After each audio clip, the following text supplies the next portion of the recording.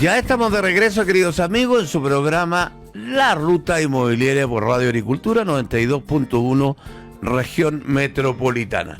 Y entramos de inmediato a presentarnos último invitado del día de hoy, que nos trae cosas muy interesantes. Siempre nos habla de cosas generales o de su actividad, y eso me parece espectacular. Y me refiero a don Cristian Rodríguez, CEO de Firma Virtual. ¿Cómo estás, Cristian? Hola, Rafael, feliz de estar acá nuevamente con ustedes. Javier, bueno, ya estábamos preocupados ya porque nos pasaba el tiempo y no venía don Cristian ya.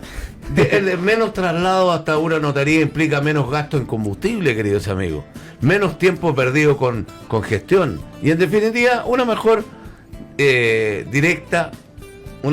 directa en la calidad de vida. Las plataformas seguras como Firma Virtual son las que realmente esto ayudan. ¿Cuáles son las diferencias entre un documento privado, documento público, todo eso? Y también cómo expandir tu negocio a un nuevo mercado internacional puede ser un desafío complejo. Pero Cristian Rodríguez nos enseña que la clave está en una preparación estratégica. Está en todo, queridos amigos. Está metido en todo donde lo invitan, todo lo que puede opinar y ayudar. Y eso, obviamente, que nos entrega Firma Virtual no solamente el hecho de poner una firma, es una guía. Cristian, ¿qué tenemos? ¿Qué ha hecho? Esta introducción, perdona que sea tan larga, pero no hay problema. que quise que la gente supiera este abanico de cosas que estás tú abordando con Firma Virtual, pero tú también en forma personal. Sí, lo que siempre queremos aportar con conocimiento, con experiencia, y en ese sentido siempre también tratamos de guiar y orientar a los clientes, a los usuarios. Y muchas veces nos preguntan, oye, que quiero firmar una escritura pública de manera digital, ¿cómo lo puedo hacer? Entonces es importante. Pero lo hemos repetido tanto eso. Sí, pero es que no todos escuchan la radio agricultura, entonces hay que repetir esto. Toda la radio, hasta en la Radio María. No se ponga celoso. Entonces quiero aquí también aportar nuevamente en ese conocimiento, y tenemos que tener presente dos tipos de documentos a grosso modo. Tenemos los documentos privados y los documentos públicos. Y en el ámbito del documento público, lo más conocido, y sobre todo aquí en los temas inmobiliarios, tenemos la compra-venta de una propiedad, pero también un testamento o un poder general que es por escritura pública. Y por ley, y eso no ha cambiado, y puede ser que cambie en algún momento, por el momento no ha cambiado. Todo lo que es por escritura pública, los documentos públicos, se tienen que firmar de forma presencial. Eso es súper claro. Es decir, aquí para que los públicos, para que las personas eso tengan súper claro. Perdón, dejémosle claro. Dentro de los documentos públicos está lo más importante, que es una escritura. Una escritura compraventa, el testamento. Una escritura de donación, un testamento. Una compraventa también presencial. Sí, la compraventa de la propiedad es presencial, debe ser por escritura pública y por ende debe ser presencial. Entonces, de repente nos llegan casos donde la persona, por ejemplo, el vendedor de una propiedad se encuentra en el extranjero. Entonces, cuando la persona está en el extranjero, existen solo dos formas de hacerlo. Una forma es viajar a Chile, o la otra forma es entregar un poder por escritura pública mediante el consulado chileno de ese país, que también se tiene que rectificar acá en Chile, pero esa es la única forma de, estar en el extranjero, firmar una escritura pública. En ese sentido es súper importante, nuevamente, escritura pública es presencial. Entonces tenemos los documentos públicos presenciales y los documentos privados. En su mayoría se pueden firmar digitalmente. Eso es un punto importante, porque la verdad que las escrituras públicas son la minoría. La inmensa mayoría de documentos que requieren autorización notarial no son escrituras públicas, sino que son documentos de mucho menos formalidades. Sí, pero en masa la mayoría son, como tú dices, son los documentos privados. Los privados. Pero hay también anotar. Todo lo que es privado se puede firmar como documento público, pero no todo lo que es documento público se puede firmar como documento privado. Entonces, por ejemplo, yo puedo firmar un contrato de arriendo como escritura pública, y en general, por ejemplo, las empresas que arriendan oficinas por más años lo hacen por escritura pública, pero tradicionalmente se firma como documento privado. Y al ser documento privado, sí, eso se puede firmar digitalmente con o sin notaría, pero eso es importante. el 80-90% de los documentos privados, como arriendo, promesa de compra-venta, contratos de trabajo, se puede firmar digitalmente, pero hay algunos igual que tienen que ser presenciales, sin ser escrituras públicas. Por ejemplo, el permiso de viaje de menores de edad, el pagaré, también debe ser presencial. Y así hay algunos documentos, a pesar de ser un documento privado, que requiere firma presencial. Pero el gran abanico de documentos privados, como los mencionamos, puede ser firmado digitalmente con o sin notaría.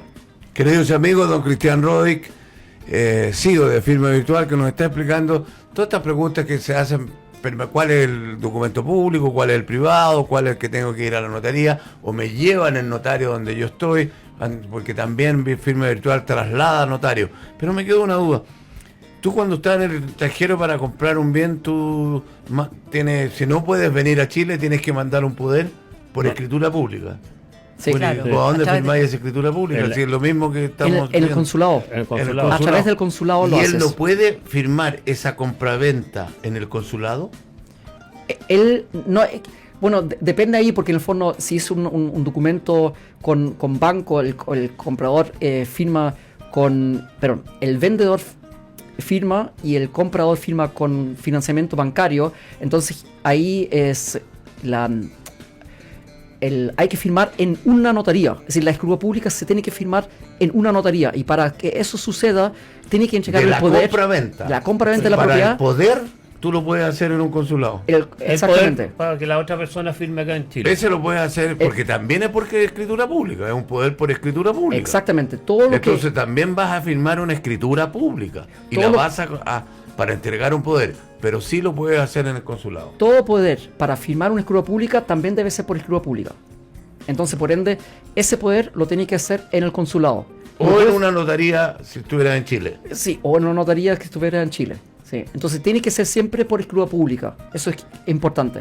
Ya. Es decir, si yo otorgo un poder y quiero firmar con ese poder una escritura pública, ese poder también debe ser por escritura pública y por ende presencial. ¿Inscrita? Buena pregunta. Creo que también se inscribe ese poder. En el conservador. En el conservador. En el conservador. Se escriben todas las escrituras. Es que las escrituras públicas todos son públicas, accesibles, entonces se inscriben. Perdón, el poder, el poder que te toda otorgaron. La escritura pública debería, para que tenga validez. No, lo que se inscribe en el conservador de bienes raíces son lo que está vinculado con los bienes raíces.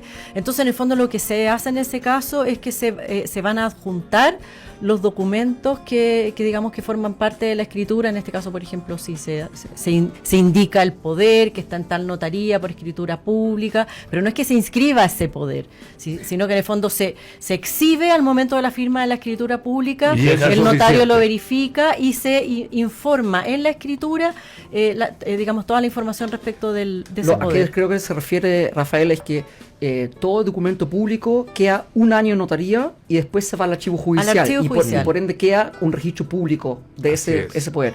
Pero no es el conservador. No el conservador, pero el archivo judicial. Eso sí, al archivo judicial, cuando ya pasa un plazo determinado, un año. Sí. Entonces la notaría está obligada a mantener ese documento público físicamente por un año en la notaría. Y después se va al archivo judicial. Y ahí está para siempre.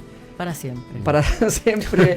Hoy día digital también. Ahí está para toda la vida, claro. Bueno, también se ha hecho ese trabajo, discúlpame, pero que además que se vincula mucho con lo que hacen ustedes, que es ir digitalizando hacia atrás todos los documentos. O sea, por eso, por ejemplo, todo lo que sea desde el año 90 en adelante es mucho más rápido de obtener en el archivo judicial que lo que ya sea más antiguo, porque hay cosas que no están digitalizadas y ahí sí que de verdad se tienen que ir a la cajita. Sí, claro. Pero ahí mencionas algo interesante, Carmen Paz, que también nosotros hacemos. A veces nos preguntan por contrato de arriendo de 2 o 3 años atrás. Recordemos que Firma Virtual opera hace 6 años.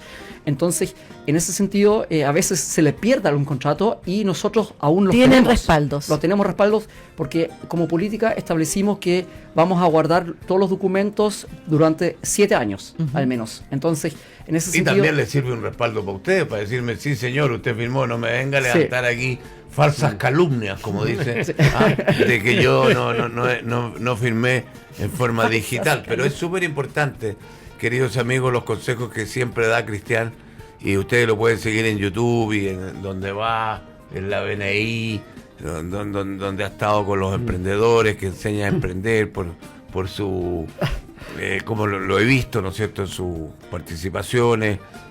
Siempre está comunicando algo, y aquí nos quería ver, y me insistió, me dijo cuando conversamos la semana, quiero de nuevo explicar toda la firma online de lo que significa un documento público con un documento privado, digamos, y eso creo que vamos a hacer esa educación, vamos a insistir, sin duda, y lo más interesante que aconseja no usar el automóvil para ir a la notaría. Eso lo encuentro espectacular, digamos. Es la sostenibilidad, menos papel, menos viaje. Y el papel cuesta mucho para que... Y con lo que ha subido la benzina, tiene más ahorro también. Sí. No, les voy a comentar que uno pasa hoy día por las notarías. Antiguamente las notarías estaba lleno de gente. Hoy día uno va o pasa. La fila que da la vuelta a la nada. Ya no. Oiga, Rafa, yo le quería preguntar a Cristian, porque hay un tema que no es menor y que en la oficina lo hemos estado viendo. Producto de la venta de muchas viviendas de productos terminados, por ejemplo, los electrodomésticos de línea blanca han crecido enormemente en el último año. ¿Qué es lo que necesita una persona para mudarse? Porque yo creo que ahí la gente tiene un desconocimiento, y como se están comprando casas, hay gente que se está mudando de una casa a otra. El hecho de que haya en un momento los arriendos es porque se está cambiando casa a casas nuevas. Claro. Entonces, ahí le quería preguntar a Cristian, porque yo antiguamente, uno viene de la vieja generación, iba a la comisaría, pedía un salvoconducto, eso ya cambió. La cuenta de la luz. ¿Cómo es ahora? Sí, hoy en día se puede hacer de dos formas. Uno es a través del salvoconducto notarial, donde el dueño autoriza al arrendatario, por ejemplo, de mudarse y te dice que todo está en orden, no tiene cuentas pendientes, y autoriza... Y eso es importante porque, digamos, del edificio no te dejan salir si no tienes... Exactamente. Y eso se puede hacer entonces con nosotros virtual. también. Sí. O con una declaración jurada, porque también puede ser una declaración jurada de mudanza, porque a veces... yo soy dueño de la propiedad y me mudo, entonces ¿quién me va a autorizar? Entonces lo hago en vez de un salvoconducto que un tercero me autorice, yo mismo declaro, tengo todas las cuentas en orden, me puedo mudar, y yo declaro bajo juramento en el fondo que pero estoy en siempre condiciones cuando de sea mudarme. dueño de la propiedad. Sí. Digamos, es más recomendable en ese caso y en los casos del arrendatario que el dueño autorice. Claro, porque Sí. como yo Y arrendatario así, no hago una declaración jurada. el condominio te permite mudarte, porque hay empresas de mudanza que tampoco te van a hacer la mudanza sin ese salvoconducto. Sí. Porque aquí hay multas involucradas. La ley establece multas, porque en el fondo para mantener un orden, es decir, que no cualquier persona se puede mudar solo porque se quiere mudar, sino que hay cuentas involucradas, ¿no? Gasto común, cuentas básicas. Y ahí las administraciones también tienen que tener la seguridad siempre de que cualquier mudanza que se haga en un condominio tiene que contar con el salvoconducto o la autorización, aunque sea yo misma que me estoy yendo de mi casa. Correcto. Como Sí. dices tú. Cristian, bueno, siempre nos pide el tiempo y siempre son entretenidos todas las cosas que nos trae, pero te quería quitar un minuto porque durante el programa yo hablé del tema de que estaba cambiando la densidad. que usé y que trae consigo un cambio que, aunque parezca técnico, es profundamente social, la reducción del coeficiente de los habitantes, que yo dije que era de 2 a 4, es de 4 a 2, Claro, incluso de 4 a 1. Y Incluso usted a de uno. eso algo sabe, pues, Carmen. A ver si Lo que pasa es que sí, mira, esto, Rafa, todavía no es un cambio, sino que es una propuesta de cambio, de modificación a la ordenanza que publicó el Ministerio. Se hizo una consulta pública, la consulta pública terminó a la Ordenanza General de Urbanismo y Construcción. La consulta pública duró hasta el día 22 y luego, bueno, va a tener que ver el Ministerio con todos los comentarios que reciba cuál va a ser finalmente el texto. Pero lo que se está planteando es bien importante, Rafa, porque en el fondo nosotros en la ordenanza del año 2001 se incorporó este guarismo de que la densidad de las viviendas se considera como que viven cuatro personas por vivienda. Y esto se basaba originalmente en el censo del año 92, imagínate lo antiguo. Y el actual censo nos está mostrando que en realidad las viviendas tienen entre 2 y 2, algo habitantes por vivienda. Por lo tanto, la intención de esta modificación en ese sentido es actualizar a la realidad de las familias chilenas. De hecho, te voy a quitar 2 segundos para decirte que estuve viendo una presentación muy interesante que se llama Diálogos Urbanos de la Cámara de la Construcción, está online, se puede ver en YouTube, en donde se muestran los resultados del censo. Y para todo el efecto inmobiliario es muy interesante, porque ahí nos muestra que hay un casi 22% de hogares de unifamiliares, o sea, de una persona, unipersonales. Más mascota. más mascota, pero personas que viven solos en un departamento. Entonces, esta modificación de la ordenanza va a facilitar que se puedan también construir unidades más pequeñas para todas estas personas que viven solas, o estas familias que son 2 personas o un matrimonio y un niño. Así es que no, pero va a haber un auge de la microunidad, ¿no es cierto? El incentivo para construir estudios y departamentos de un ambiente va a ser mucho más agresivo, digamos. Llega el boom de los amenities. Si el coeficiente adicional es de 1, el valor ya no estará dentro de las paredes del departamento, sino de la calidad del cowork, del gimnasio, etcétera. Y el zoom a la eficiencia externa, menos espacio, significa que el diseño debe ser impecable. Yo creo que vamos a pasar de vender metros cuadrados para vivir a vender nodos de servicio. Yo creo que en eso vamos a terminar, digamos. Pero además es importante desde el punto de vista de la accesibilidad a la vivienda, Rafa, porque hoy en día para una persona sola, un joven, es imposible comprar una vivienda. Entonces, con una unidad más pequeña, por precio, es mucho más posible que pueda acceder a una vivienda mejor ubicada. Era solo una aclaración de 4 a 2. Es que este tema es muy hay un interesante. tema filosófico ahí también, como en el sentido... A ver, ¿qué opina usted, don Sí, Cristian? tenemos que comprar todas viviendas para vivir, porque si vemos los países desarrollados, como en Europa en general, es al revés. Ahí el 70% de la población arrienda. Aquí estamos aún al revés, como el 70% compra, pero cada vez vemos que es menos accesible, entonces vamos a convertir una sociedad con más arriendo que propietarios. Absolutamente, que usted tiene toda la razón. Y en Japón es uno de los países que más sucede eso. Pero las inversiones son de empresas, de industria. O sea, una empresa compra 1000 departamentos. Tipos AFPs, por ejemplo, que lo usan como método de inversión. Y todavía eso, los multifamilies nuestros no llegamos a eso, pero usted Aún tiene no. toda la razón. Esto se puede convertir en una cosa de arriendo. Don Cristian, muchas gracias por acompañarnos. Feliz. Y esperarlo tenernos pronto, Gracias. antes de que se nos vaya a las cumbres. Se va a Alaska. A Javierito, muchas gracias Nos por vemos la próxima acompañarnos hoy semana. día.